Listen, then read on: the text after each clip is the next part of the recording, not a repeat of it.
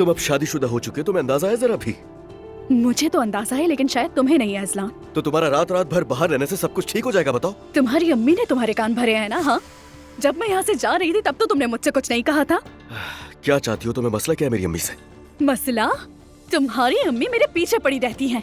दोस्तों के साथ डिनर पर क्या चली गई, घर में कयामत ही आ गई। आ गई कयामत। तुम्हारा जब भी दिल चाहेगा तुम इस तरह मुंह उठाकर बाहर नहीं जा सकती, समझ लो ये बात। तो तुम्हें मेरे साथ आना चाहिए था।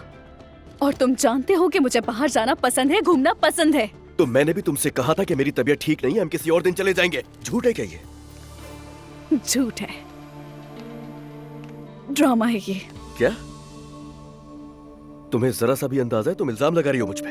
अच्छी तरह अंदाजा है असलान, लेकिन मैं वो औरत नहीं हूँ जो अपने शौहर की पाबंद बनूं, समझे? तो क्या फायदा ऐसी शादीशुदा जिंदगी का? अगर हम दोनों को अपनी मर्जी से ही जिंदगी जीनी है तो फिर क्या फायदा है इसका? तुम्हारे साथ मेरी जिंदगी अच्छी नहीं गुजर सकती, इस बात का अंदाजा हो गया है मुझे। अंकल ने कहा था कि तलाक दे दूं मैं तुम्हें। क्या कहा?